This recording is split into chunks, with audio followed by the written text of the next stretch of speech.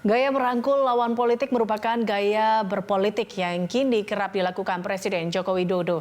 Sejak didapuk untuk memimpin Indonesia, Jokowi kerap mengajak lawan-lawan politiknya turut ambil bagian dalam pemerintahan. Bahkan belakangan Jokowi turut memberikan penghargaan kepada para pengkritiknya, yakni Fahri Hamzah dan Fadly Zon. Tidak ada lawan dan kawan abadi dalam dunia politik.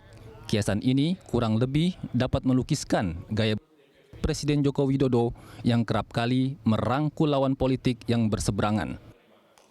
Pada periode awal kepemimpinannya, yakni pada 2014 hingga 2019 lalu, Jokowi melakukan langkah ini dengan menggandeng partai politik yang sebelumnya menjagokan rival politiknya Prabowo Subianto di masa Pilpres.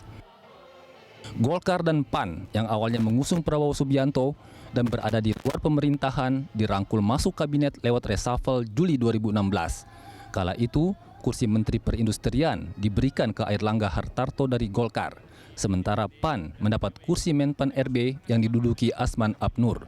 Bahkan dalam perjalanannya, kursi Golkar bertambah lewat posisi Mensos. Sementara di periode kedua, Jokowi kembali melakukan hal serupa.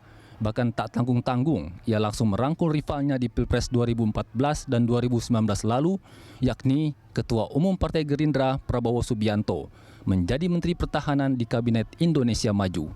Langkah ini dinilai sebagai upaya rekonsiliasi bangsa yang terbelah pasca kontestasi. Tak hanya itu, Prabowo juga diberi kepercayaan khusus menggarap food estate atau lumbung pangan di Kalimantan Tengah. Jokowi beralasan, pertahanan bukan hanya urusan alutsista melainkan juga ketahanan di bidang pangan. Bahkan Partai Gerindra bukan cuma mendapat satu kursi di Kabinet Indonesia Maju, Jokowi juga memberikan kursi Menteri KKP kepada petinggi Gerindra Edi Prabowo. Terakhir, Jokowi merangkul dua pengkritiknya di parlemen, yakni mantan Wakil Ketua DPR RI Fahri Hamzah dan Fadly Zon. Mereka dianugerahi Bintang Mahaputra Naraya oleh Jokowi. Pemberian penghargaan Fadly ini dianggap sebagai upaya pemerintah merangkul sekaligus menjinakkan para pengkritik. Menanggapi hal ini, Jokowi menyebut selama ini Fahri dan Fadly memang kerap berlawanan dengan pemerintah dalam politik. Namun demikian bukan berarti bermusuhan dalam berbangsa.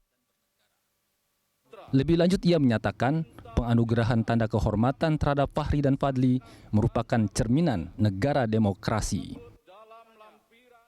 Tim Liputan Berita 1.